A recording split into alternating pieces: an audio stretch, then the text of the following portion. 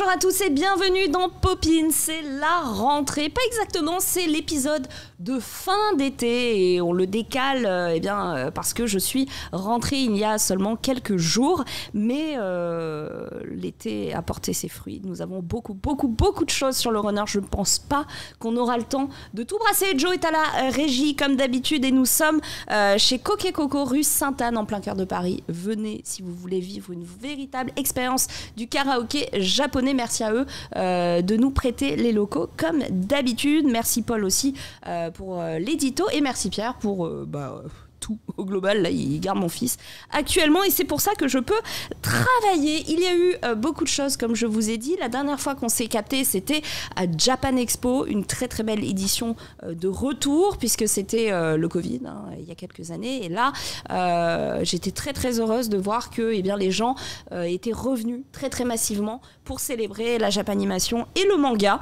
Donc on a eu une émission sur place avec David, notre reporter que j'embrasse. Il y aura son reportage en fin d'émission, restez bien avec nous. Il y avait Louis-San aussi que je vais retrouver tout à l'heure et on a pu partager des anecdotes sur le Japon. On a parlé d'école, on a parlé de sensei, on a parlé de plein de choses. C'est sur YouTube, n'hésitez pas à aller voir. Donc on va se faire un petit débrief pour commencer de Crunchyroll à Japan Expo. On enchaînera sur une cérémonie qui a lieu d'ailleurs lors du festival Japan Expo qui est hyper prisée. Ça s'appelle les Daruma. Ensuite on reviendra sur un petit peu de mode, ça régale toujours puisqu'Uniqlo débarque avec de nouvelles franchises. Vous n'êtes pas sans savoir que One Piece célèbre ses 25 ans et ça y est, Oda a fait une déclaration qui nous met dans une espèce de, je sais pas, d'humeur un peu nostalgique quoi. Déjà 25 ans et en même temps, ça y est, on arrive dans l'arc final qu'on attendait tous. Mais ça fait quand même quelque chose, on reviendra dessus. Le Jump Festa également sera de retour. On aura la nouvelle saison de Tower of God, le trailer de Chainsaw Man. Alors là, on nous balance du Chainsaw Man par touche et ça régale. Franchement, je pense que c'est l'animé le plus attendu. N'ayons pas peur des mots et ce sera sur Crunchyroll évidemment. Il y aura aussi les Anime Awards, on vous en dira plus, les prochains ajouts sur la plateforme puisque Crunchyroll va largement agrandir son catalogue, on reviendra dessus. Ensuite il y aura mon coup de cœur, je vous parlerai d'une œuvre qui est visuellement magnifique et d'un point de vue histoire c'est tout aussi sublime et splendide, j'en perds mes mots mais c'est vraiment à regarder. Nous aurons comme je vous ai dit le reportage de David au Japon qui s'intéressera à une licence que vous connaissez bien et qui est également chez Crunchyroll. Et puis à la fin, on aura le jeu concours pour vous faire gagner des abonnements. Voilà pour le sommaire. Je vous propose de commencer tout de suite avec le débrief de Crunchyroll à Japan Expo. C'était du 1er au 4 juillet.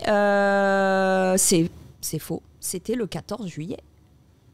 1er au 4, un 4, ça fait 14. C'est une Vandame, ça, un petit peu. C'était le 14 juillet et c'était la dernière de Popin en direct. Et ça m'a fait hyper bizarre de le faire là-bas. C'était challengeant.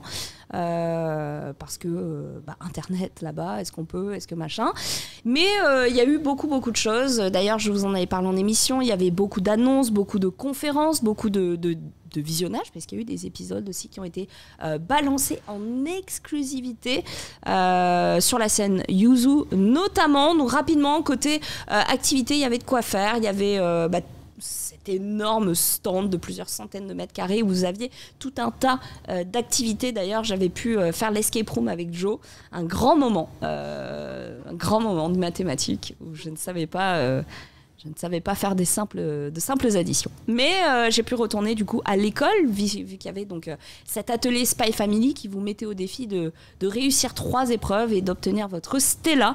Ils me l'ont donné pour que je m'en aille très vite, puisque visiblement je bloquais la file d'attente.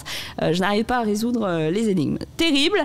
Ensuite, il y avait une séance de tir pour Kaiju numéro 8. Franchement, on s'est bien donné sur celle-là. J'ai eu 2 tentatives. C'est pas évident, il y avait quelqu'un qui avait battu un record complètement ahurissant, je crois plus de 100 points. Ouais. Et moi j'avais fait quoi, 90, quelque chose comme ça. J'allais dire 90, 95. Ouais, un truc comme ça. Ce qui était déjà c'était déjà vraiment très bien. Il y avait une exposition consacrée à l'univers de Kaiju Shirai et Posca Demizu, donc les auteurs de The Promised Neverland. Vous aviez des murs recouverts de leurs œuvres, c'était magnifique. Et on va en reparler d'ailleurs dans cette émission. Il y avait même du trampoline, alors j'avais pas pu le faire. Parce qu'il y avait personne. Oh zut, non, j'ai pas osé. En fait, je me suis dit, ça c'est un coup à se froisser le muscle. C'est un coup à rester paralysé et je voulais passer de belles vacances. Donc j'ai un peu dodge. Ah oui, et ce parcours aussi Ninja Warrior, le mec trop fort, il a fait devant nous. C'était impossible. Et c'était évidemment autour de Mashle, tout dans les bras, tout dans le bibi. Je ne l'ai pas fait. J'ai escaladé une tour. J'ai perdu 3 litres d'eau et 10% de mon espérance de vie, mais c'était très très sympa. Donc voilà, le stand submergé de monde, on ne pouvait pas le rater, il était à l'entrée du hall principal, hein, et c'était vraiment super. Alors on a eu également des conférence. Les membres du studio MAPPA étaient présents, comme vous pouvez le voir sur cette image. Et voilà, on a eu des nouvelles de l'animé Chainsaw Man. Voilà, ça va être une dinguerie. On va le revoir dans quelques instants avec les nouveaux trailers. Franchement, il y avait beaucoup de choses. On a découvert aussi le casting VF d'IQ. Donc l'animé phare sur le volleyball, qui a d'ailleurs poussé pas mal de mes potes à reprendre un sport co. Ils ont choisi le volley sur l'impulsion d'IQ, comme quoi, un peu comme Tokyo Hotel à l'époque où tout le monde faisait allemand. Voilà, c'est vraiment un peu... Alors c'est la pire rêve, mais vous avez l'idée. Donc voilà, les 13 premiers épisodes, je le rappelle, sont sur Crunchyroll. Il y a eu aussi d'autres annonces de diffusion sur la plateforme, par exemple Shangri-La Frontier qui arrivera en 2023, Skip and Laufer, Arrête de me chauffer Nagatoro, la saison 2, Move Love Alternative saison 2 également, Classroom of the Elite, on en avait parlé dans Popin sur place, sur le toit du stand Crunchyroll, Rent a Girlfriend en VF, des projections qui ont eu lieu, comme je vous ai dit, voilà, avec des épisodes extrêmement exclusifs, comme les 2 OAV de la saison 5 de My Hero Academia. Il y avait le premier épisode de Blue Lock aussi, ça c'était un truc hyper attendu, on en avait parlé avec Bitel sur une précédente émission, et donc vous avez pu, pour les plus chanceux d'entre vous qui étaient à Japan Expo, découvrir ce premier épisode qui du coup sera diffusé de manière normale et logique en octobre sur Crunchyroll. Voilà pour le débrief. Toi Joe, Crunchyroll, Japan Expo, Popin, ça a été challengeant, on a tiré du câble. On a eu du mal, presque jusqu'au dernier moment, on n'avait pas internet. On a trouvé des solutions, on l'a fait. Et je crois que les gens ont bien kiffé en plus, ça a changé. Et je trouvais que c'était intéressant de voir, parce que nous on a fait de l'IRL aussi là-bas, on s'est baladé et tout. Vrai. On a croisé plein de gens. On a croisé énormément. Hyper gentils. Ouais. Qui nous ont mis des petits coups de vieux. Oui. On a quand même dit, je te regardais à la télé et je t'ai vu il y a longtemps. Tu avais fait une photo avec moi et j'avais quel âge ? Il était tout jeune, j'allais dire 10 ans. 10 ans. Ouais. Les gamins, on avait 20, quoi, quasiment. Envie de crever. Très fort. Mais des gens adorables, voilà. C'était un vrai plaisir de revenir dans des événements IRL comme ça. On va rester sur Japan Expo avec la grande cérémonie des Daruma. Donc les Daruma, c'est une série de récompenses qui vient justement féliciter sur la base de critères très très différents, meilleur animé à suspense, meilleur DA, etc. Donc on va faire un récap rapide des récompenses. Donc une large sélection de mangas et d'animés, ça a dû être très très très très dur. Des votes qui ont été effectués par un jury de professionnels, mais aussi le public. Donc c'est des récompenses pleines et entières qui ont été remises à Japan Expo. Et Crunchyroll est reparti avec, mesdames et messieurs, 13 Daruma sur les 23 jeux. C'est un braquage. C'est totalement bonjour, nous sommes Titanic. Ce sont les Oscars, nous remportons tout. Donc meilleur animé de l'année, meilleur long métrage d'animation, meilleure bande originale, meilleure réalisation, meilleur animé d'action pour Demon Slayer, Kimetsu no Yaiba, le train de l'infini, et le quartier des plaisirs. Bon, alors là, lui, Il a tout raflé, il a tout emporté sur son passage. Meilleur animé à suspense que je recommande très fortement, Moriarty the Patriot. On continue avec la meilleure création originale, Skate the Infinity. D'ailleurs, on embrasse Thomas Romain qui a designé les skates que vous pouvez voir dans l'animé. Voilà, Thomas Romain, le prodige français qui a créé son studio au Japon. Meilleur opening Jujutsu Kaisen. Qui va contredire ça? Absolument personne. Meilleur ending, l'attaque des titans, saison finale partie 1, Yuko Ando, le titre Choc. Meilleur animé de romance, Fruits Basket de Final Season. Si vous n'êtes pas au courant, Fruits Basket, pour les anciens, il y a eu un remake qui est graphiquement fabuleux. Meilleur dessin, meilleur manga d'action, meilleur scénario pour Chainsaw Man, évidemment, de Tatsuki Fujimoto. On reviendra dessus un peu plus loin dans l'émission. Donc ouais, gros succès pour Crunchyroll avec ses 13 Daruma remportés, dont 5 récompenses juste pour Demon Slayer. Voilà, et puis on attend la suite avec l'arc Le village des forgeurs de sabre. Sinon, hors Crunchyroll, le trophée du meilleur manga de l'année a été attribué à Spy Family. Moi, je suis toujours sur l'animé. Si tu regardes pas, tu devrais, Joe, ça te plairait, je pense. Bah, j'ai commencé là cet été, j'ai fait Tokyo Ghoul. Allez, rien à voir. Rien à pas voir. du tout. Je me suis dit, tiens, je veux reprendre les animés. Ok. J'ai vu que Tokyo Ghoul était dispo machin, j'y suis allé. Et tu es dans le bonheur. J'adore. Allez. J'adore, vraiment. Alors, Spy Family, c'est pas trop la même ambiance. Mais tu vois, ça me remet c'est dedans. Pipou. Ça te remet dedans. Ouais. C'est bien. Mais franchement, mets-toi dans la série. Vraiment, j'aime beaucoup. Et puis j'embrasse aussi Adeline Chetaille et Lila Lacombe qui sont eh bien, les deux rôles titres féminins pour la VF. Je ne regarde qu'en VF, honnêtement, Spy Family. Je me régale d'entendre leur voix. On continue avec un petit peu de mode. Vous savez que j'aime. On avait un trailer, si tu veux. On avait un trailer ? On avait un trailer de Demon Slayer. On se le mate. Let's go.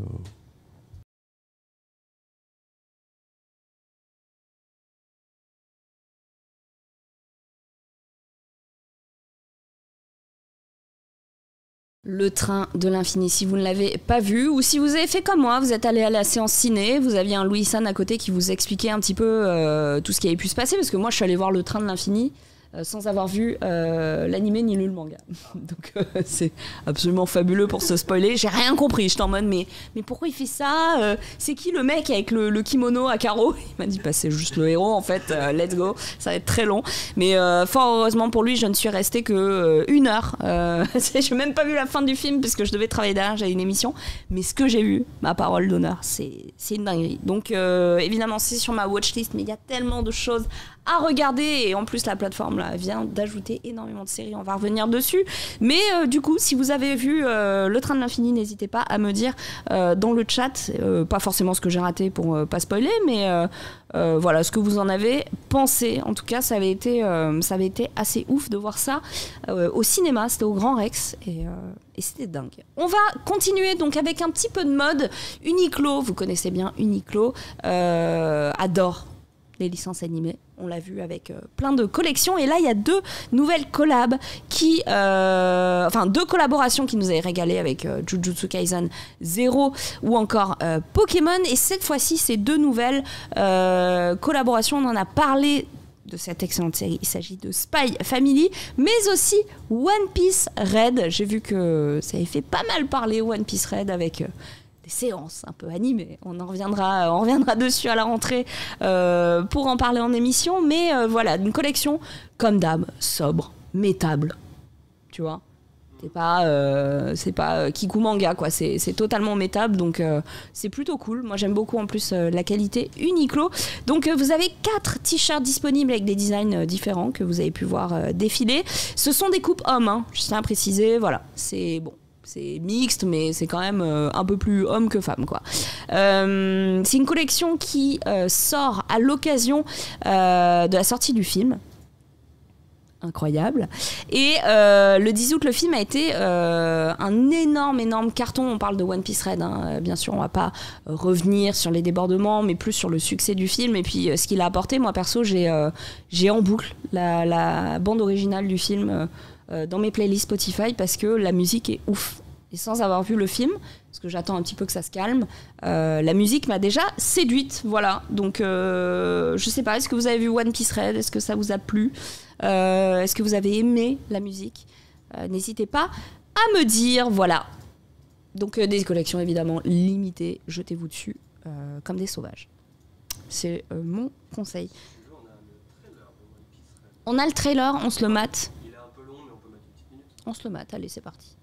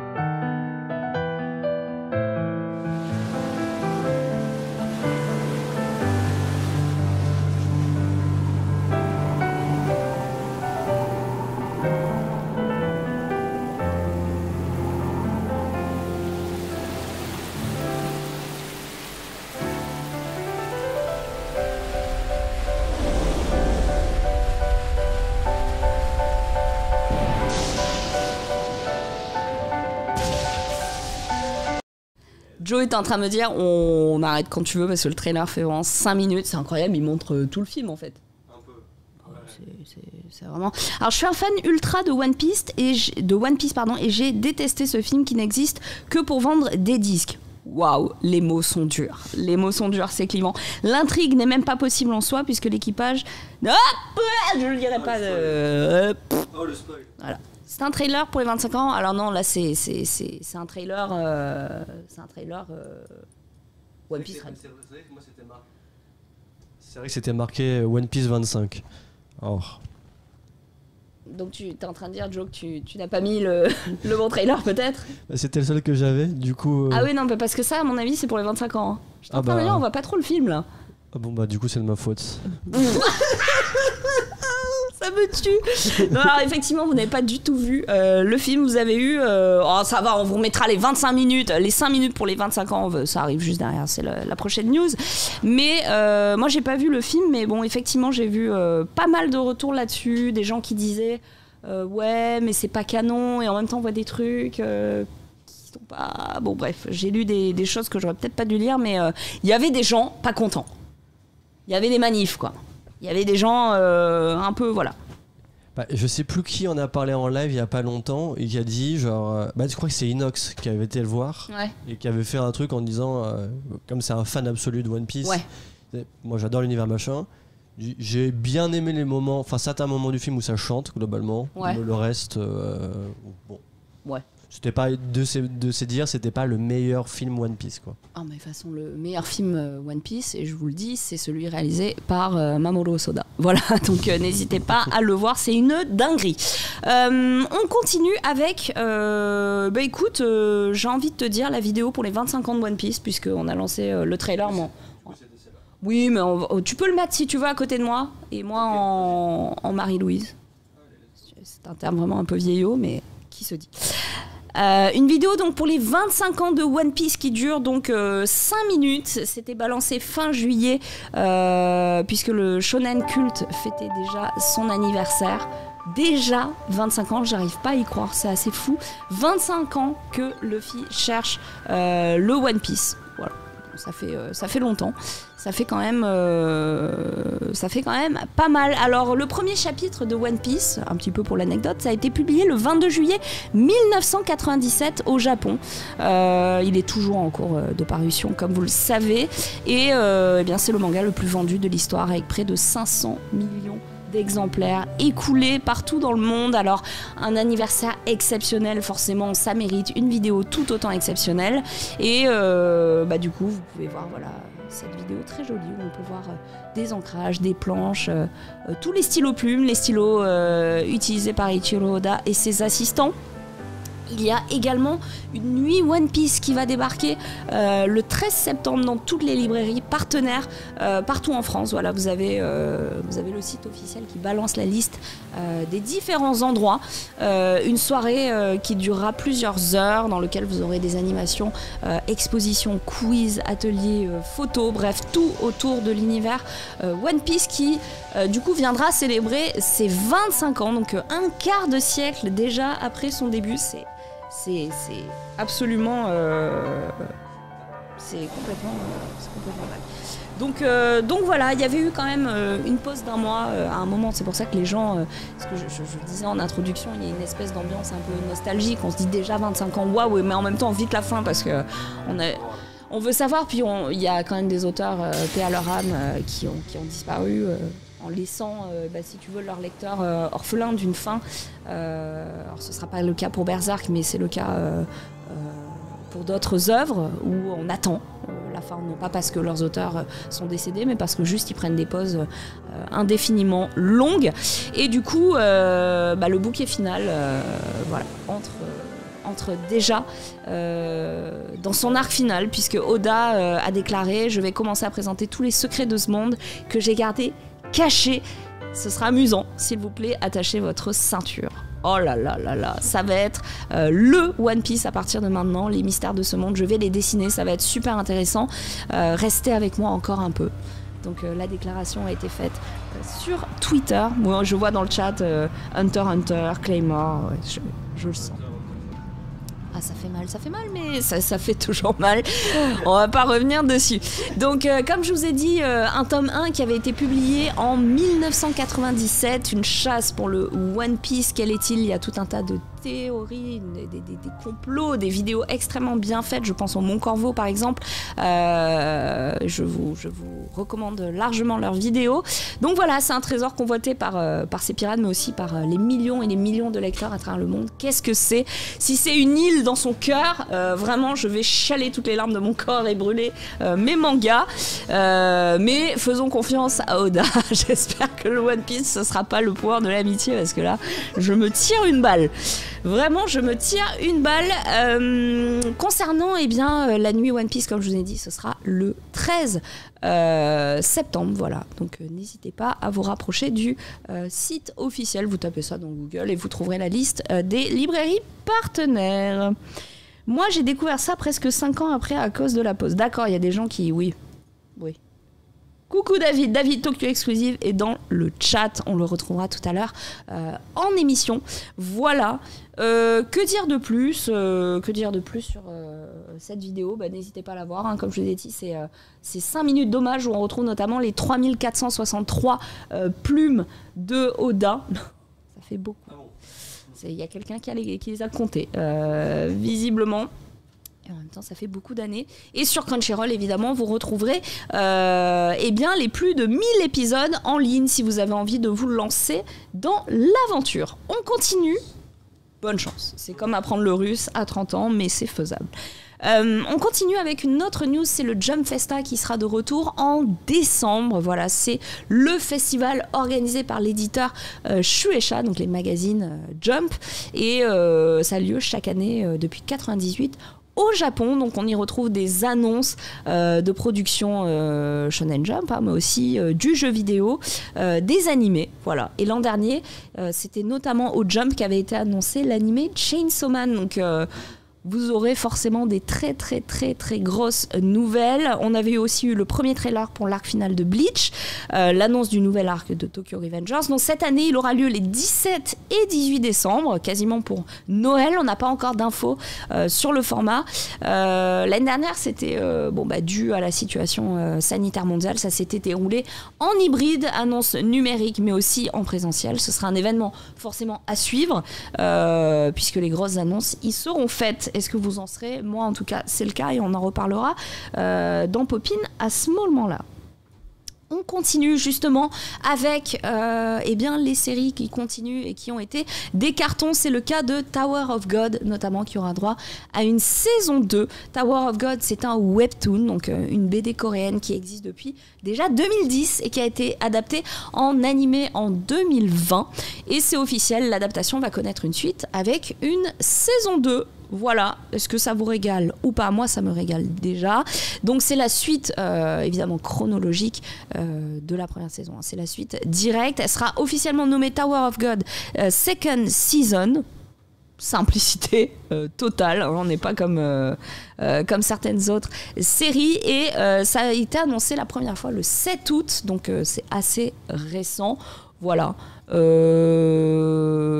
Que dire de plus là-dessus? Le premier épisode de la deuxième saison de Tower of God va adapter les chapitres 80 et 81 pour vous donner un ordre d'idée par rapport au chapitrage des webtoons, donc le retour du prince quoi. Et les 13 premiers épisodes de la saison 1 ont adapté les chapitres 0 à 78. Voilà, pour vous resituer à peu près côté histoire, on est dans un monde où il existe une tour immense, voilà, la tour de Dieu, et si on arrive à son sommet, tous nos vœux sont exaucés. Alors vous imaginez bien que c'est pas juste des escaliers à monter, sinon ce serait un peu facile, hein, puisque chaque étage comporte une épreuve à passer, une ou plusieurs. On suit donc l'ascension de Rachel et Bam qui tentent d'atteindre les sommets pour voir leurs vœux exaucé. Voilà, un webtoon toujours en cours d'écriture. Si vous ne connaissez pas, jetez-vous dessus. Il y a aussi la version papier, puisqu'en France on a la chance d'avoir des versions papier des gros cartons webtoon. C'était le cas avec Solo Leveling, c'est le cas aussi avec Tower of God, donc n'hésitez pas à lire. Voilà, je vous encourage, c'est vraiment bien. C'est vraiment très très bien. Quoi dire de plus? Je veux pas trop spoil parce que bon, la saison 2, je veux pas trop annoncer ce qu'elle va changer ou apporter en termes d'intrigue si vous n'avez pas lu les 70 premiers, enfin quasiment 80 premiers chapitres. Je vous laisse découvrir. On continue avec la série, comme je vous ai dit en intro, qui est peut-être la plus attendue. Il s'agit de Chainsaw Man de Tatsuki Fujimoto. Ça, c'est un truc qui a mis une gigantesque claque visuelle, c'est fou. On a eu une nouvelle bande-annonce dévoilée lors de l'événement spécial MAPPA. Je pense qu'on l'a. Donc MAPPA qui est donc en charge de l'adaptation animée. Est-ce qu'on se la balance et on se retrouve après? Allez, let's go. Denji-kun wa ningen da kedo, akuma ni naru koto ga dekiru nda. Kimi wa hoka no Devil Hunter no dare yori mo tokubetsu da kara. 悪魔に寝返った場合は俺たちが殺す。お前以外全員本気なんだよ。邪魔すんなら死ね。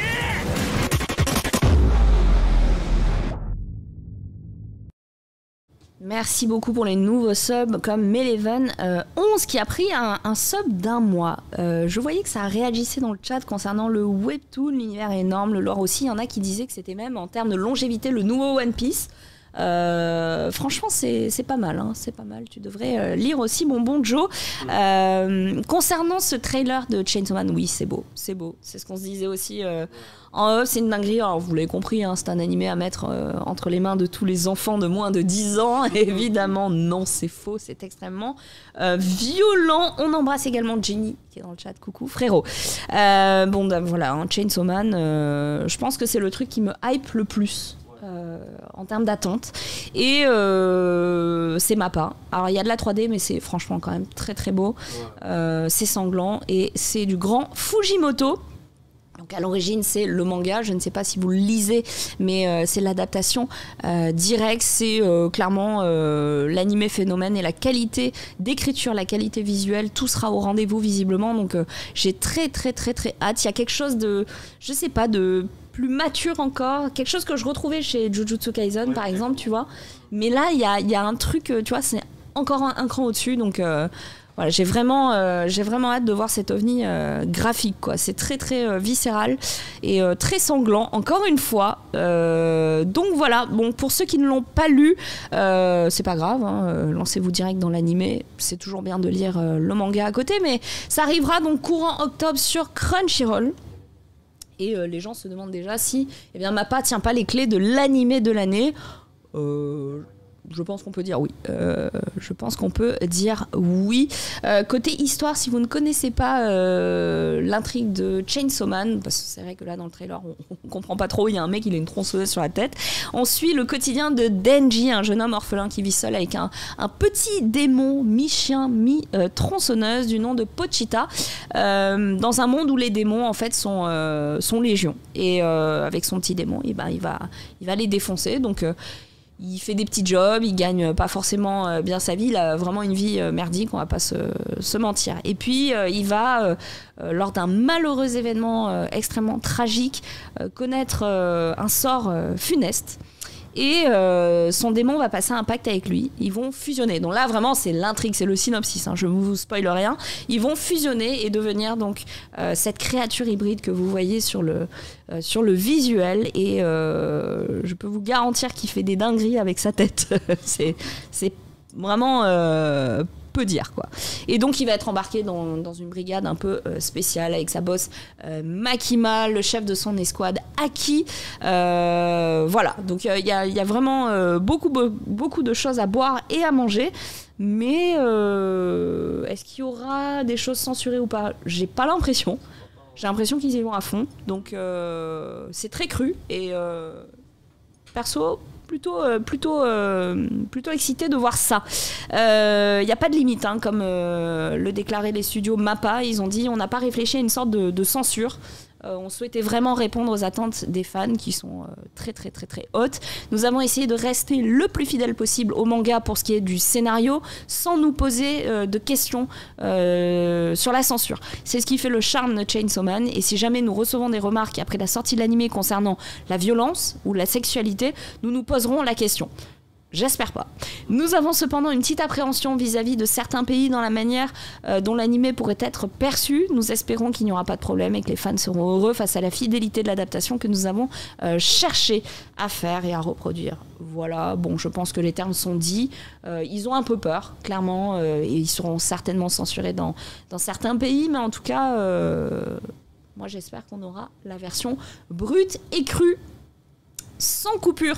On continue avec une cérémonie qui s'appelle les Anime Awards avec Crunchyroll. Ça aura lieu en 2023 et ce sera la 7e édition d'une cérémonie très très attendue, organisée donc par la plateforme.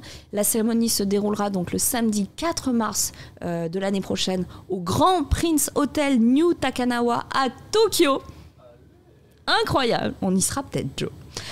On y sera peut-être et sera rediffusé évidemment sur les réseaux de Crunchyroll. Vous pourrez suivre ça en direct. Ça va rassembler du coup les studios, les créateurs, les musiciens, les comédiens de doublage qui bossent sur vos séries préférées, les films aussi. Et voilà, les votes s'élevaient presque à 17 millions pour tous les nommés dans toutes les catégories. Donc c'est quelque chose qui est quand même très fédérateur. Et parmi les gagnants, on avait eu notamment l'Attaque des Titans en animé de l'année, ou encore Demon Slayer, Le Train de l'Infini pour la meilleure animation, qui avait été aussi élu meilleur film. Donc voilà, les votes vont débuter début 2023. On vous les rebalancera sur les réseaux, mais aussi en émission. Il faudra participer pour élire vos équipes préférées, vos séries préférées ou vos films préférés. On compte sur vous pour encore plus faire exploser le compteur des votes. Et encore une fois, mars 2023, c'est demain, hein, quasiment. Et je dis ça, je dis rien, c'est bientôt les cerisiers aussi. Est-ce qu'il n'y a pas moyen de se prendre des billets ? On réfléchit, on va processer ça.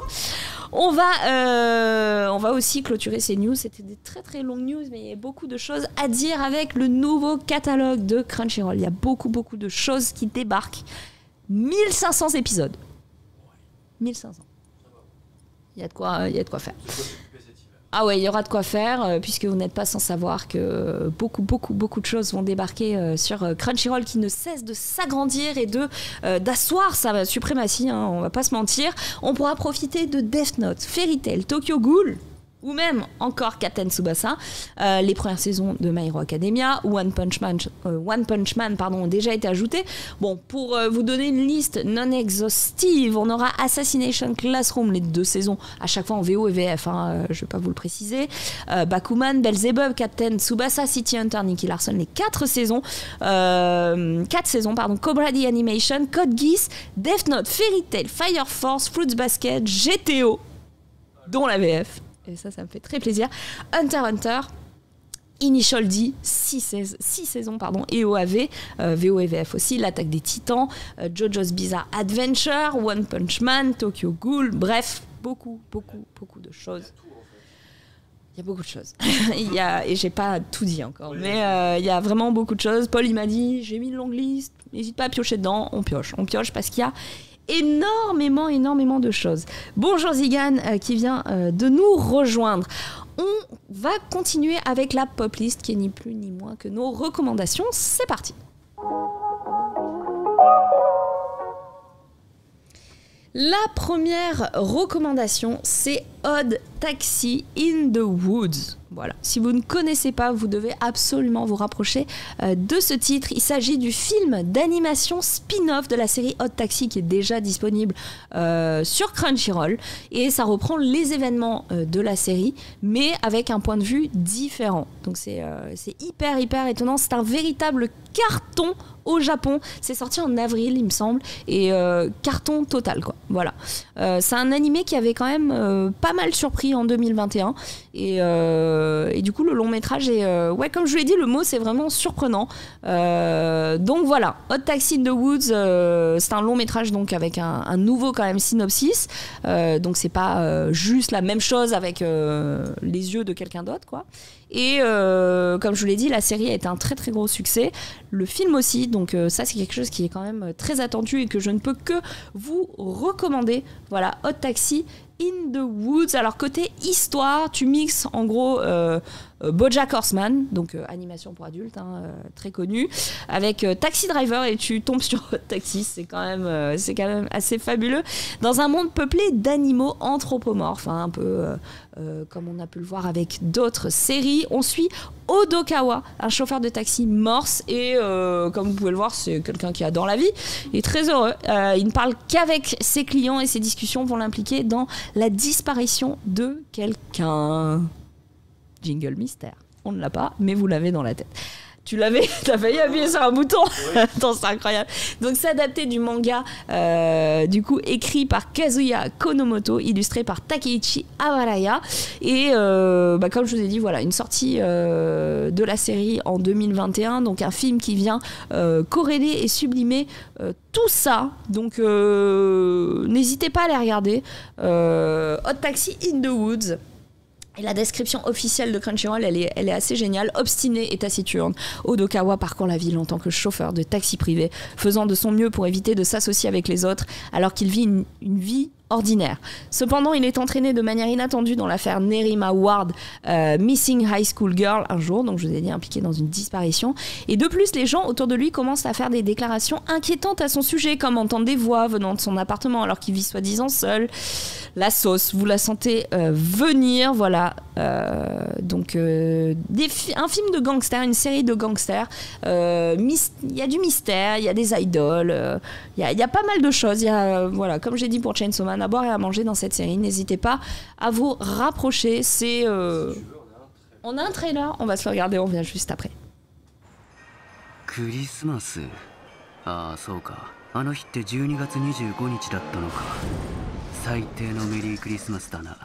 いや、そうでもないのか。レッツ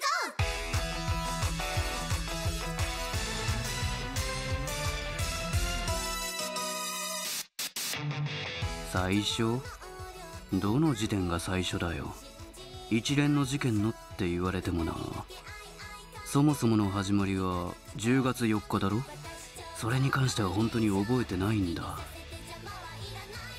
俺的にはあの辺から何かが来るっていった感じ。もうそろそろいいか。疲れたって本当にマジで。映画「オッドタクシー・イン・ザ・ウッズ」2022年4月1日公開。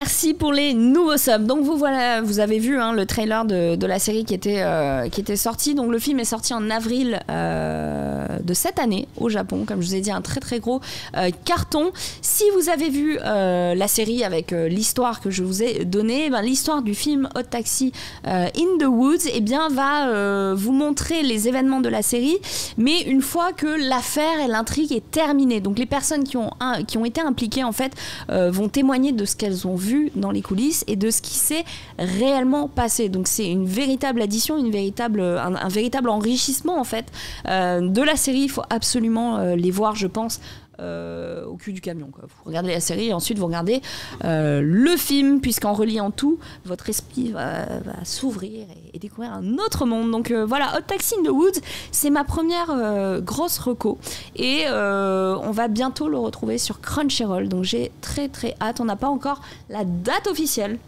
mais ça ne saurait tarder. Donc vous avez le temps de vous lancer dans la série d'ici là.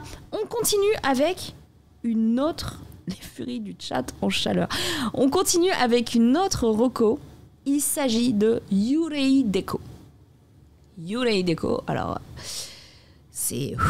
visuellement, il y a beaucoup de choses, hein. C'est très pop, c'est très très très coloré. C'est peut-être la série la plus catchy, hein, on va pas se mentir, la plus colorée, la plus pétillante de Crunchyroll. Donc Yurei Deco, c'est juste visuellement une claque et une dinguerie. Honnêtement, deuxième recommandation, voilà, regardez bien, abreuvez-vous de cette image, parce qu'il y a beaucoup de choses à voir, hein, dans votre œil et dans votre cerveau. C'est un animé cyberpop, très acidulé, voire acide tout court, et qui arrive quand même le tour de force de mettre de l'action, mais de l'intrigue aussi, et beaucoup d'humour, tout à la fois. Et ça me fait penser un petit peu à... Tu vois les univers de... Oh putain, ça y est, quand je perds les noms, c'est terrible. Cowboy Bebop, ouais. Tu vois, toutes ces séries avec une musique de dingue, très colorée, t'as quand même une intrigue, une histoire et beaucoup de musique et beaucoup d'humour. C'est vraiment dans cette veine-là. Et j'aime beaucoup. C'est un univers dans lequel vous vous sentirez bien dès les premières minutes. Voilà, n'hésitez pas à regarder, c'est sur Crunchyroll, encore une fois. Alors côté histoire, on suit une fille qui est très douée pour l'informatique, qui a un caractère un petit peu rebelle, hein, on va pas se mentir, et qui va poursuivre un marginal au sein d'une cité qui serait vraiment boring as fuck, sans l'omniprésence d'éléments en réalité augmentés, d'où tous ces petits détails en suspension. Donc voilà, il y a un petit peu de... le film de Spielberg, Ready Player One. Voilà, vraiment loin, hein, mais tu vois, dans ce côté réalité augmentée, vouloir un petit peu pimper le monde dans lequel on vit. Donc ces deux personnages que je vous ai présentés vont tomber sur une grosse menace pour eux et leur environnement. Une menace nommée Phantom Zero. Voilà. Quoi dire de plus ? C'est un peu le club des 5 dans le numérique, me dit Paul. Mais honnêtement, moi j'ai tout de suite accroché. Donc Phantom Zero, la grosse menace, ça va être le gros antagoniste. Et au cours de leur quête, ils vont en découvrir un peu plus sur le monde qui les entoure, puisque le monde cache peut-être quelque chose. Et si tu veux, on a un petit trailer. On se le mate. ゼロが現れると私たちのときめきラブが一瞬にして吹き飛んじゃう。ゼロの前にラブはない。とんでもない。まさに怪人。愛、ラブ、愛。私たちの生活にはラブが必要不可欠。いいね。ラブが欲しい。ラブのある生活はテンション上がる。出たんだって。17区の4番通りに。愛、ラブ、愛。あなた怪人ゼロ？スタコラー。怪人ゼロを捕まえることができたらみんなからすごい数のラブをもらえるはず。我ら探偵団にとって真の目的とはゼロ現象。目には目を、ゼロにはゼロだぜ。任せて、腕が鳴るわ。情報正しくない。本当かはこの目ん玉で見て決めるんだ。目に見えないとこにも本当はあるよ。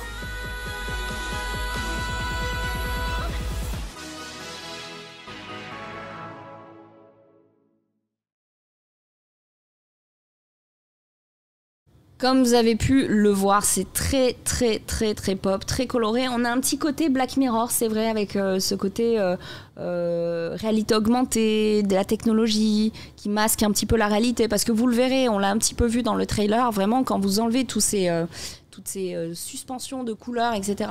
La cité dans laquelle il vit est sale, bétonnée, c'est un tout autre monde, quoi.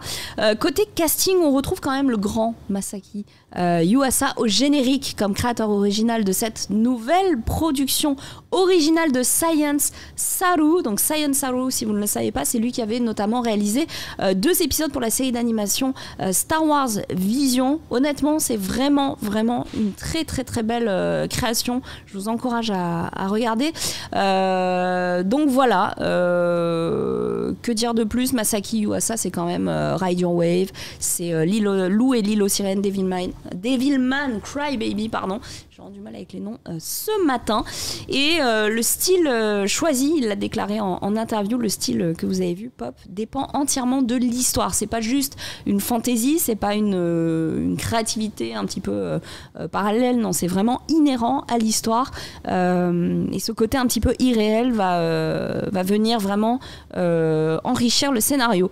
Donc je vous laisse absolument découvrir cette pépite visuelle et je pense qu'on en entendra encore parler.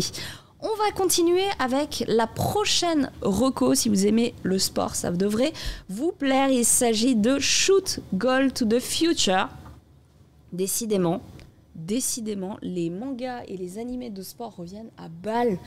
Notamment le foot, c'est incroyable. Donc la saison 2022 a été largement marquée par toutes ces nouvelles séries. Alors bon, visuellement, on a compris, on est dans quelque chose de beau, hein, tout de suite. Et là, Shoot Goal to the Future, qui est disponible du coup sur Crunchyroll. Ce qui est étonnant, et vous le verrez dans le trailer, c'est que je sais pas si la série se voulait drôle, mais elle est très drôle, quoi. Elle est vraiment très très bien. Donc c'est un animé de foot qui est basé sur un manga de Tsukasa Oshima des années 90, donc on n'est pas non plus sur un truc qui vient de sortir. Le manga avait déjà connu une adaptation et un film, voilà, peut-être pas sorti, puisque peut-être qu'il y avait la concurrence à l'époque, Captain Tsubasa, etc. Donc un pitch quand même très classique pour un shonen de sport. Donc on suit Atsushi Kamiya, qui est l'ancien capitaine du lycée de Kagekawa, mais il est connu à travers le monde comme le capitaine d'une grande équipe italienne de football. Okay. Hideto Tsuji est quant à lui un simple élève de ce lycée, et il ne semble pas vraiment faire gaffe à son équipe de foot, qui est aujourd'hui affaiblie et pas très très forte, on va pas se mentir.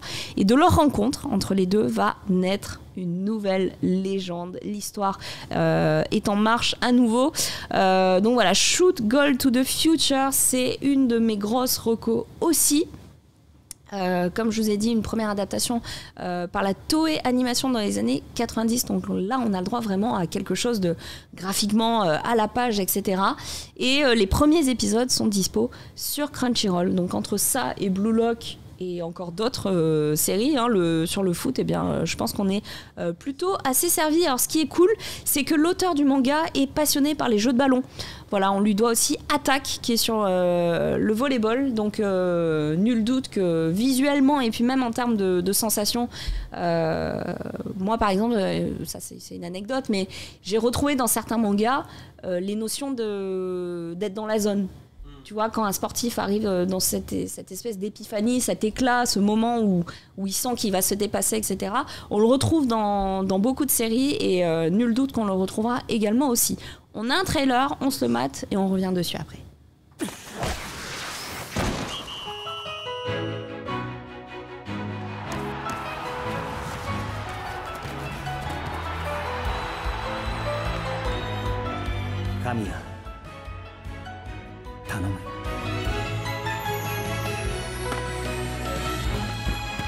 サッカーなんかシュートが決まるか決まらないかそれだけのことだろ。1年生でエースナンバーってね。つまらなそうにサッカーするな。彼は天才なんです。お前しかいない。サッカーをやりたいか。いけー辻、これが最後だ。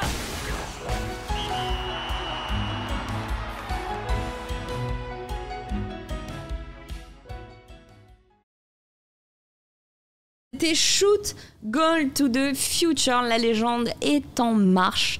Je perçois quand même un petit effet yaoi.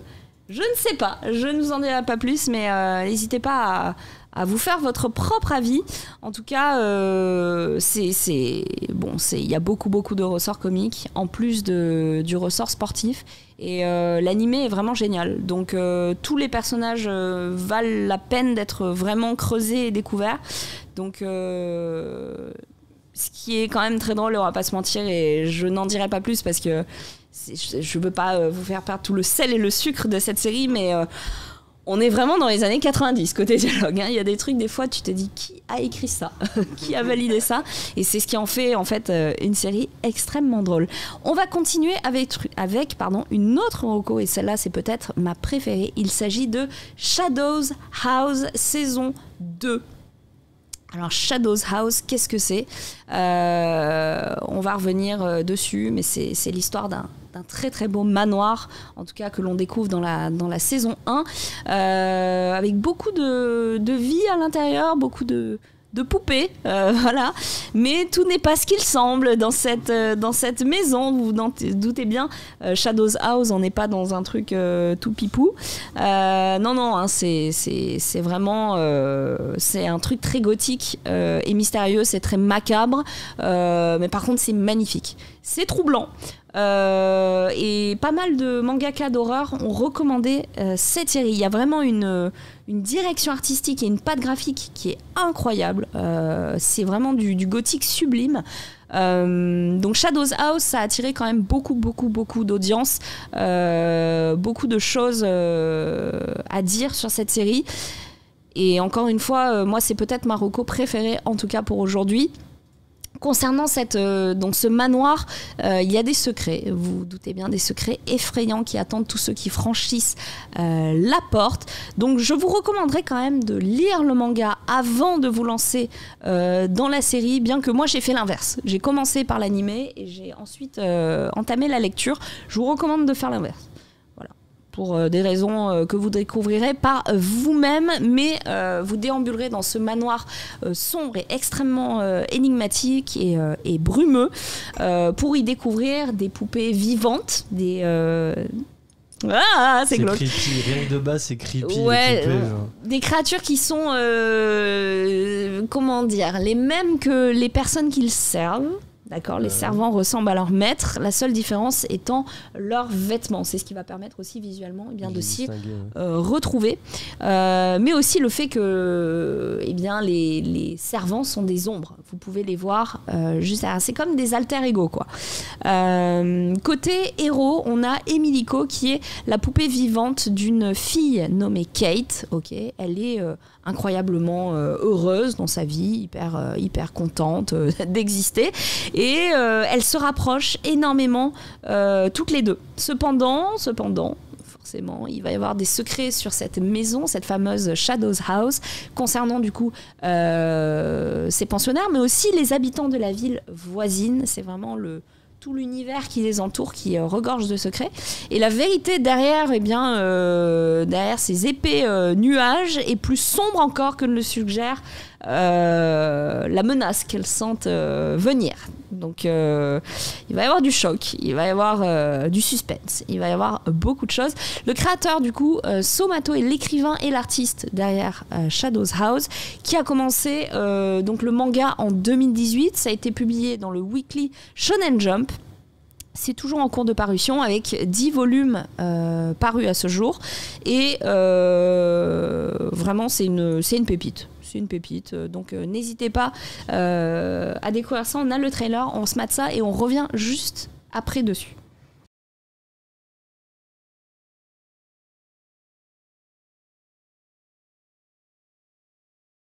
Comme vous avez pu le voir, c'est très intriguant et très joli. Alors pour l'idée des personnages, pour le réalisateur et l'auteur, enfin pour le créateur de la série, eh bien ça lui est venu lors d'une balade.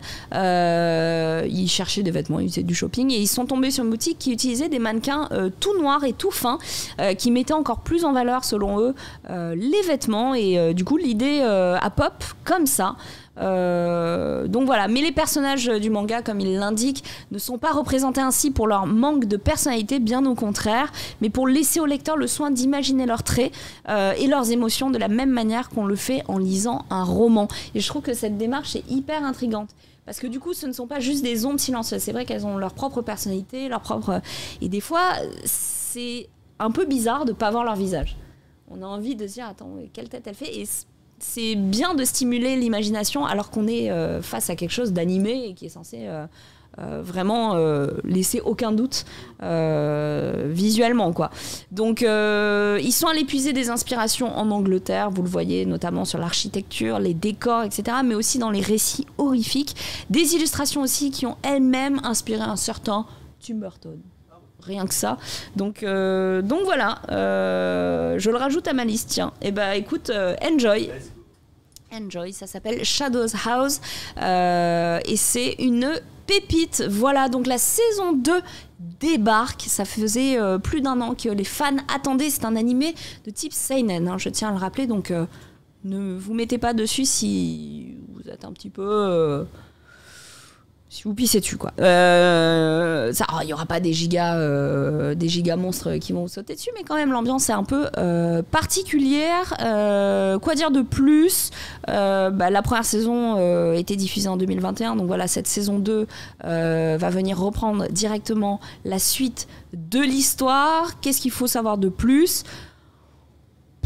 Est-ce que tu as des questions, Joe, là-dessus ? Tu te doutes bien qu'il y a des enfants, et quand il y a des enfants, c'est un peu bizarre.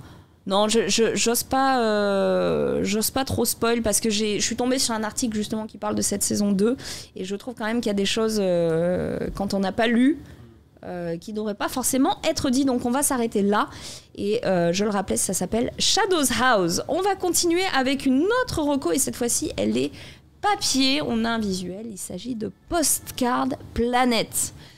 Un magnifique livre d'illustration de la dessinatrice Demisu Pozuka, donc, que l'on retrouvait sur The Promised Neverland. J'ai eu la chance de le recevoir chez moi et de le retrouver à mes retours de vacances. Honnêtement, magnifique, une dinguerie. D'ailleurs, comme je vous l'ai dit, à Japan Expo, il y avait une exposition sur le stand Crunchyroll de son fabuleux travail. Et c'est sorti chez Kazé en juillet, donc...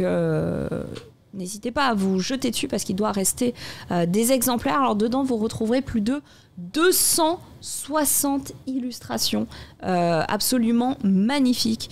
Voilà, donc... C'est vrai que c'est somptueux. Le dessin, je le trouve fou. C'est magnifique. Tu peux vraiment accrocher ça dans ton salon sans problème, quoi. Donc c'est sorti le 13 juillet au prix de 24,99€ pour 260 illustrations. Je pense qu'on est bien. C'est donc le nouvel artbook de Pozuka Demisu qui est sorti au Japon en avril 2021. Donc ça débarque chez nous enfin. On rappelle côté illustratrice... qu'elle a débuté sa carrière en dessinant en 2013 le manga Oreka Battle Boken Retsuden pour le magazine Koro Koro Comics, et en 2016 le souhait de Poppy était son premier one-shot réalisé pour Shueisha et paru sur le site de Shonen Jump. C'est vraiment c'est magnifique, quoi. Shonen Jump Plus donc, et j'ai dit elle mais c'est il, je suis complètement dévariée. Ouais, non, mais tu sais, Demisu Pozuka, la première fois que j'ai vu son nom, j'étais persuadée que c'était une fille, mais il faut toujours faire attention, c'est un peu comme George Sand, tu vois. Il faut toujours faire attention avec les auteurs de manga, et du coup, le carton The Promised Neverland a achevé de faire connaître son art au monde entier. Donc un énorme succès qui lui vaut aussi ce magnifique artbook, donc des travaux. Je sais vraiment plus si c'est il ou elle, hein. Naturelle, c'était elle. Mais j'ai un doute. Yel, on va dire Yel. Ouais, parce que j'ai un très très très gros doute, donc dans le doute, on va mettre Yel. Donc un artbook, comme je l'ai dit, qui est disponible depuis le 13 juillet, dans lequel vous pourrez vous régaler de toutes ces œuvres et son style si particulier, on dirait de l'aquarelle, c'est absolument magnifique, quoi. Donc voilà, vous pourrez laisser votre imagination voguer au gré des pages. Le livre est magnifique. Et le format, il est à peu près... il est comme ça, quoi. Très, très beau. 260 illustrations, encore une fois. Une dinguerie, et c'est pas que les personnages, vous avez pu le voir sur les visuels, c'est aussi les décors, les détails, surtout l'architecture. Je sais pas si t'as une image... Ouais, voilà. Alors là, ça me... C'est pas sans rappeler l'illustrateur coréen Kim Jong-gi, qui avait illustré la bande dessinée française Spy Game. Et c'est un petit peu cet univers, ces couleurs, ces aplats de peinture sur des traits extrêmement fins. Il fait aussi des fresques gigantesques et j'ai vraiment eu cette sensation aussi du détail avec Posca. Donc n'hésitez pas à vous procurer ce magnifique artbook. Encore une fois, il est disponible. On va passer à mon coup de cœur du jour, le giga coup de cœur. En fait, il n'y avait que ça, des coups de cœur dans cette émission. Mais là, c'est le top of the pop et c'est tout de suite. Si je vous dis que le film a été diffusé en avant-première à Japan Expo cette année, qu'il est désormais disponible en 3 parties sur Crunchyroll et que c'est l'adaptation du manga de Nagabe sorti en 11 volumes, peut-être que vous l'aurez. Il s'agit de L'Enfant et le Maudit. L'Enfant et le Maudit nous plonge dans un monde avec 2 royaumes distincts. L'extérieur avec des bêtes un peu bizarres, capables de maudire quelqu'un en les touchant, et l'intérieur peuplé par les humains. Ça vous rappelle peut-être quelque chose, des humains dans des murs, des créatures à l'extérieur. Pourquoi pas? Personne ne se mange, cela dit. Et Nagabe ne s'est inspiré d'aucun conte ou aucune légende, bien que forcément on pense tout de suite à Attaque des Titans. Moi, c'est la première chose à laquelle j'ai pensé. Mais on n'est pas du tout dans ce registre-là. On est dans quelque chose de très onirique, très poétique. Et il s'est basé du coup sur ces 2 personnages qu'il avait l'habitude de dessiner en fait machinalement quand il était aux toilettes ou au téléphone, quoi. Et il leur a créé une histoire à part entière, une histoire dans laquelle ces 2 personnages ne peuvent pas se toucher, tout simplement parce que, encore une fois, cette créature de l'extérieur peut maudire cet humain. Seulement un lien va se créer entre les 2 et du coup c'est un peu toute la tristesse et la nostalgie et la mélancolie de ce titre, le fait que de par leurs conditions et de par les conséquences que ça engendrerait, ils ne peuvent pas avoir plus de rapprochement que ça. Il cite en inspiration pour l'ambiance Alice au Pays des Merveilles et Le Magicien d'Oz, qui sont 2 merveilleuses références de la littérature, je pense. Donc vous êtes sur quelque chose quand même de très riche en termes d'inspiration. L'ambiance, honnêtement, elle colle parfaitement au manga. C'est vrai qu'on retrouve tout de suite de ces inspirations-là.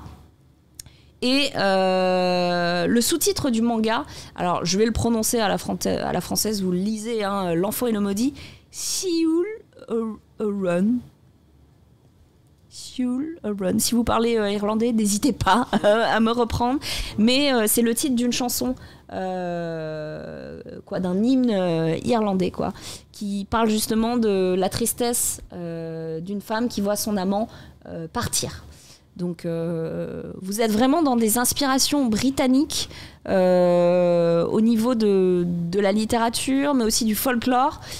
Beaucoup de tristesse, une relation fragile, des adieux, donc c'est quelque chose qui va vous plonger dans un certain mood quand même. J'aime bien les titres comme ça finalement. Et c'est le responsable éditorial qui a choisi d'ajouter ce sous-titre, donc je trouve que ça apporte encore une fois une autre richesse culturelle et une autre dimension.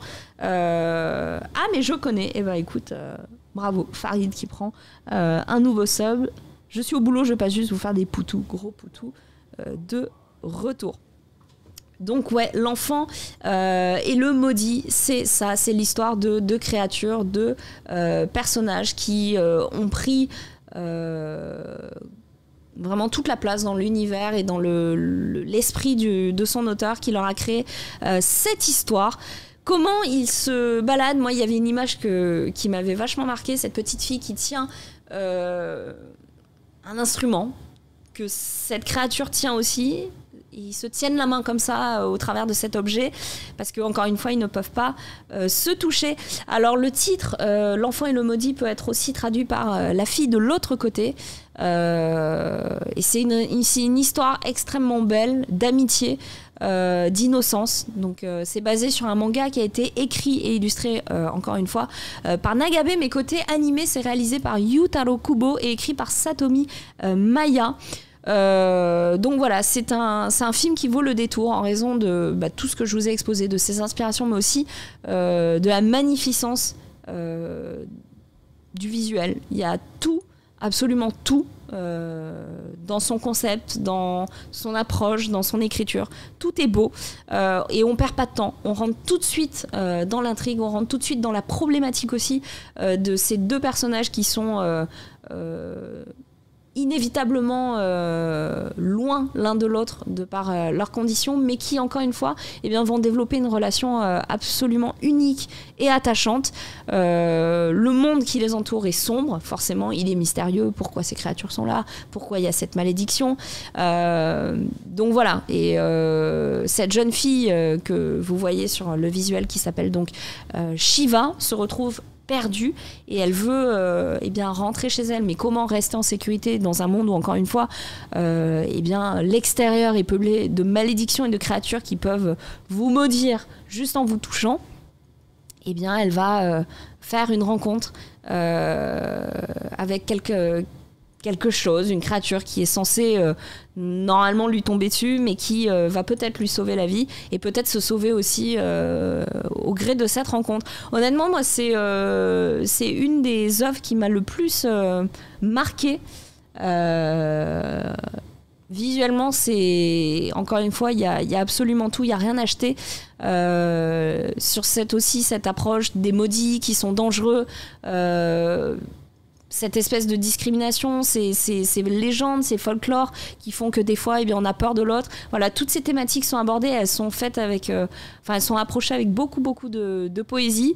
Et vous découvrirez quelque chose d'extrêmement bienveillant et qui respire l'innocence. Alors, côté animation, vous avez 8 studios quand même. Hein.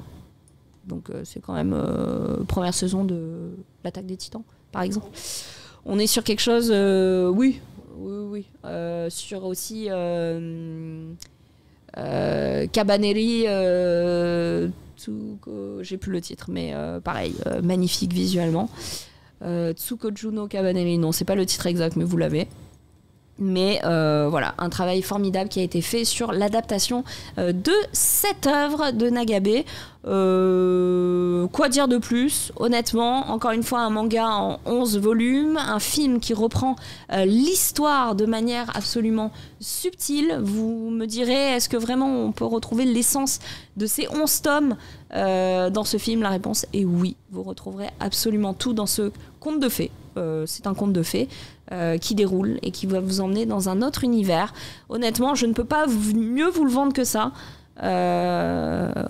Que de vous dire que le film va vous transporter dans une autre dimension et que, encore une fois, si vous avez aimé, le magicien d'Oz dans, par exemple, la quête de cette jeune fille pour rentrer chez elle, ou encore Alice au pays des merveilles, encore une fois, cette petite fille qui débarque dans un univers fantastique et cet univers de fantaisie. Si vous avez aimé ces œuvres littéraires qui ont aussi largement irriguer toute la littérature que l'on connaît, lancez-vous dedans, puisque les interactions que vous découvrirez entre la créature et Shiva vont vous donner beaucoup d'espoir sur la confiance que l'on peut accorder, notamment aux gens dont on vous dit de vous méfier. Voilà, donc une pépite, et c'est sur Crunchyroll, donc je ne peux que vous le recommander. Alors attention, c'est pas avant la sortie du film, il y a un court-métrage de 10 minutes qui était sorti. Vous allez pouvoir trouver plusieurs choses. Il y a un court-métrage de 10 minutes qui est donc sorti pour adapter le tome 8, juste le tome 8 du manga. Donc ne vous en mêlez pas les pinceaux, mais vous trouverez pas mal de choses. Côté dessin, pour terminer avec les influences, parce qu'on retrouve quand même quelque chose d'un peu enfantin, surtout au niveau de Shiva, c'est Tove Jansson, la dessinatrice des Moomins, cette espèce de créature, on dirait un petit hippopotame blanc, voilà. Donc vous retrouverez aussi de cette patte graphique là, en tout cas dans les inspirations. Encore une fois, si on peut voir un message dans cette œuvre, c'est la peur de l'autre et comment on peut la dépasser, comment on peut faire preuve de bienveillance envers les autres. Voilà, et c'est très doux et très poétique. Donc je vous le recommande, et c'est ma grosse reco, L'Enfant et le Maudit. Bon matin Marie, 6h15 au Québec. Bon matin à toi Néotix. On va continuer. Alors David, je ne sais pas s'il est encore dans le chat parce qu'il devait partir. David est au four, au moulin et au Japon, les trois en même temps. Ouais, on avait un trailer. Ah bon, bah alors c'est parfait pour sublimer. Je ne peux pas mieux vous le vendre que ça. L'Enfant et le Maudit, je vous laisse découvrir le trailer. あなた、角があるのね。尻尾も。ああ、私は外のものだ。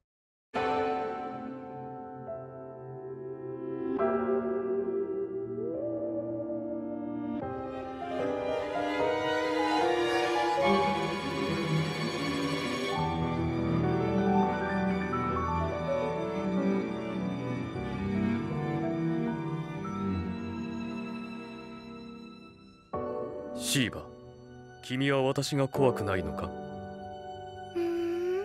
私とは違うけど、どうだろう。あなたは私が怖いの？いや、私は怖くないが。私もそんな感じ。僕らは知っているよ。呪いさ。君はどっちなんだい？僕たちと同じ黒の子ではないのかい？シーバ！シーバ。もうダメなの。いや、君は大丈夫だ。君は大丈夫だ。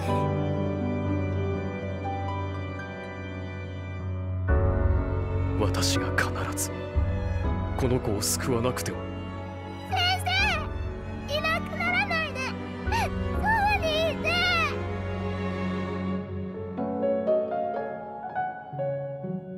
私は知っていた。すべてに限りがあることを。シーバ、私はもらうことしかできないのかい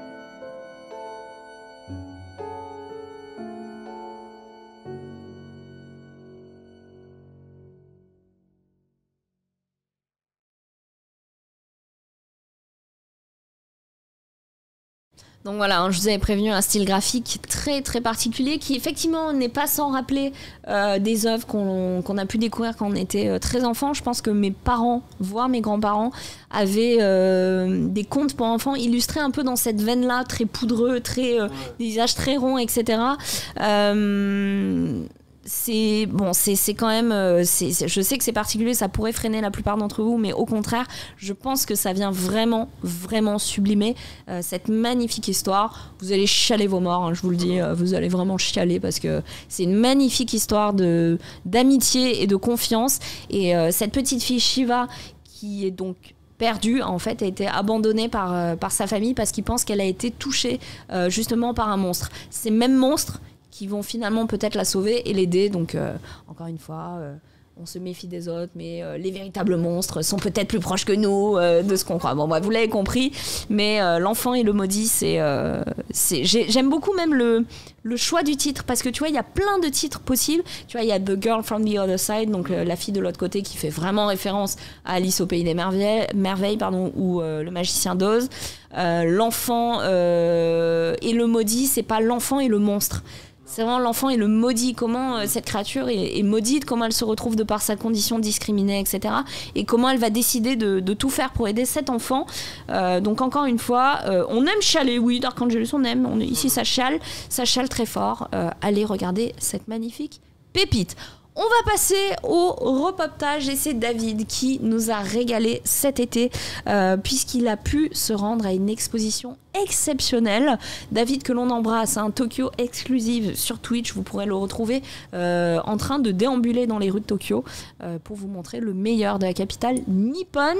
Alors cette fois-ci, pour ce reportage, David est parti à l'assaut de Kaguya-sama, qui est également sur Crunchyroll. N'hésitez pas à regarder cette série si vous n'avez pas encore regardé. Kaguya-sama, Love is War, c'est l'histoire de deux jeunes gens extrêmement intelligents, extrêmement orgueilleux, extrêmement amoureux l'un de l'autre, mais qui ne se l'avouent pas parce que pour eux, c'est un aveu de faiblesse. J'ai envie de vous dire, les enfants, soyez heureux. Arrêtez de vous poser ce genre de questions parce que la vie est tellement pourrie quand on est adulte que ne vous posez pas des questions de oh, mais si je lui dis que je l'aime, après je vais être faible et tout. Non, c'est le but de l'amour. Tu lui dis que tu l'aimes et si tu prends un vent, c'est pas grave, tu te relèves et t'avances. Il y en aura d'autres. Ne t'inquiète pas.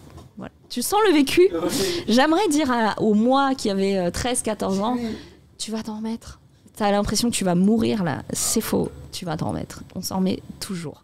Donc Kaguya-sama, une exposition totalement dédiée à l'œuvre, une œuvre manga que vous pouvez retrouver chez Non, j'ai un doute chez Pika, il me semble, et qui a ouvert ses portes le 11 août. Ça s'est terminé hier, on est le combien là? On est le 29 ? Alors ça s'est terminé hier. Voilà, c'était du 11 au 28 août au City Bunka Kaikan Building à Tokyo. Une exposition qui a accueilli des visiteurs à Osaka au mois d'avril, à Fukuoka au mois de mai. Donc c'est une exposition itinérante qui a eu un grand succès et qui vous propose un retour sur les premières saisons de l'animé avec des scripts, des keyframes, des storyboards, des décors, un peu comme celle qu'on avait vue sur Fujimoto. Tu te souviens, Angoulême ? Un petit peu dans cette veine-là. Ouais, hyper stylé. Une expo qui revient aussi sur les différentes formes de la franchise, qui a présenté également le concert de Kaguya-sama Wako Kurasetai on Stage Shujin Putain, pourquoi je me suis lancée là-dedans? Ongakutan, je vais la refaire. Kaguya-sama Wako Kurasetai on Stage Shushin Ongakutan, et en exposant les costumes du film live action. Donc c'était vraiment une exposition hyper transverse où vous pouviez avoir aussi un guide audio qui était raconté par Kaguya et Chika elle-même, qui ont guidé du coup les visiteurs au travers de ce dédale d'œuvres et d'éléments exclusifs. Autour de ça, on va laisser David vous montrer justement le meilleur de cette exposition et on se retrouve juste après. Konnichiwa, salut à tous, c'est David, votre reporter pour Popin à Tokyo, et aujourd'hui je vous emmène dans une expo sur Kaguya-sama Love is War. Alors on est dans le quartier d'Ikebukuro, à l'intérieur du centre commercial Sunshine City, et je ne vous refais pas le speech sur ce qu'est Kaguya-sama Love is War, Marie vous l'a déjà fait. En tout cas, tous les persos principaux sont là, avec leur taille précise. D'ailleurs c'est bien, ils sont tous plus petits que moi, ça j'aime bien. Et je dois préciser que cette expo est dédiée seulement à l'anime Kaguya-sama, pas au manga, un anime qui compte déjà 3 saisons. Et la première des choses à dire sur cette expo, c'est qu'elle est énorme, c'est impressionnant. Mais en même temps, la série est très populaire au Japon, donc c'est normal. Là-bas, il y a tout le détail du design des costumes des persos, et autour de moi, des dizaines de genga, donc des dessins clés de l'anime, parfois tout en couleur. Et donc on y retrouve les meilleurs moments de la guerre psychologique et amoureuse que se livrent les deux persos principaux, Kaguya et Miyuki. À côté, il y a même des storyboards de certains épisodes. Bon, c'est plus facile si on lit le japonais, mais même sans ça, ça reste hyper intéressant. Ça, j'adore. Ce ne sont pas juste des images tirées de l'anime, non, ce sont des illustrations spécialement faites pour certains événements, pour certains magazines.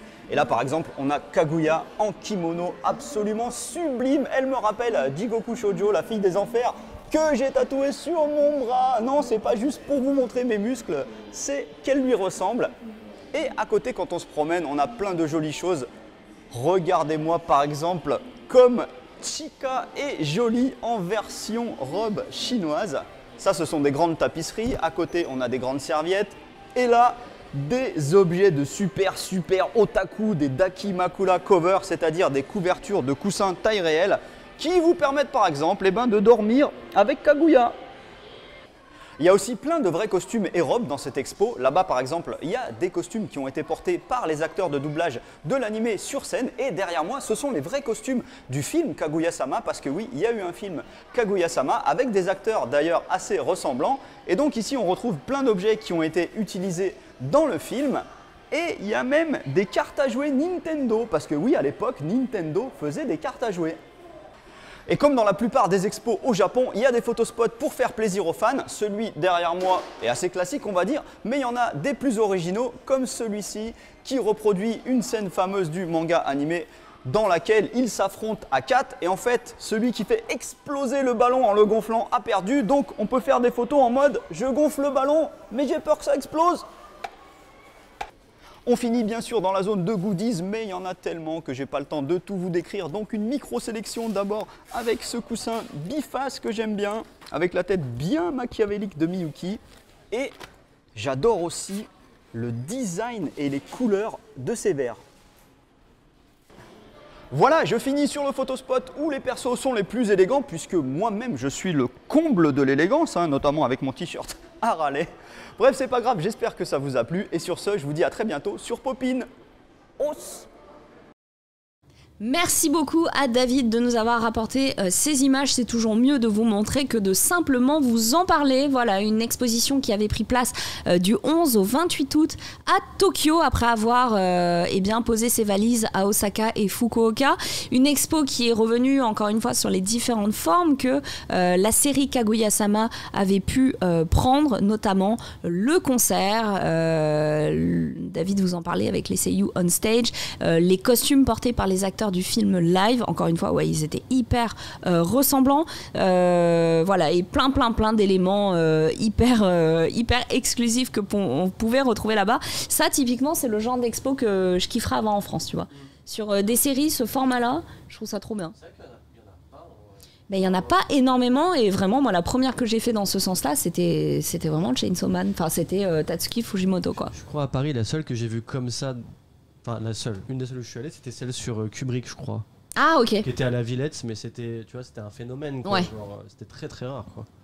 Eh ben, écoutez, voilà, c'était au Japon, et vu que les frontières n'ont pas encore réouvert, merci encore une fois, David, de nous faire profiter de tout ça à distance. Vous pouvez le retrouver sur sa chaîne Twitch Tokyo Exclusive.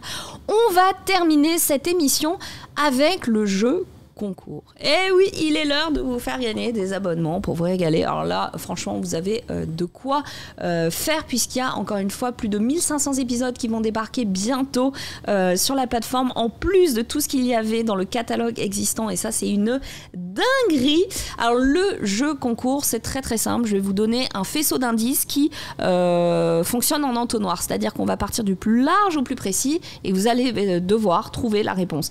Dans le chat, le premier ou la première qui donne la bonne réponse sera contactée par Pierre, par Joe ou par Bougrinet ou Shaggy, par les modos, pour que l'on puisse envoyer les codes. Voilà, vous avez tout en main. On peut commencer. C'est le jeu concours et c'est la première phase pour gagner un abonnement d'1 mois. Il s'agit d'une tragédie. Aïe, c'est très large. On a une héroïne. Ok, donc on suit une meuf. Une héroïne isolée. Une héroïne seule. Mais il y a une famille d'accueil. Mais cette famille d'accueil a été maudite. Oh alors là, attends, là j'arrive. Oh bah attends.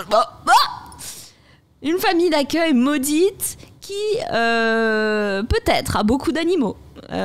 Beaucoup d'animaux, mais ce ne sont pas des animaux domestiques. Peut-être que ce sont eux qui se changent. Et si je vous dis Zodiac ou encore Câlin, vous l'avez trouvé tout de suite. C'est Fruit Basket, évidemment. Fruit Basket, putain, vous êtes trop fort, quoi. Fruit Basket qui a eu droit à son reboot magnifique. Donc voilà, je crois que c'est Glacis Manga qui l'a trouvé. En première. Eh bien oui. Il l'a trouvé au bout de 3 à famille d'accueil. Paf. Franchement, très bon. Donc Glacis Manga, tu seras recontacté pour... D'ailleurs, je vais faire une capture d'écran pour justement remporter ton code d'accès à Crunchyroll. On va enchaîner sur le deuxième la deuxième passe d'indice. Let's go.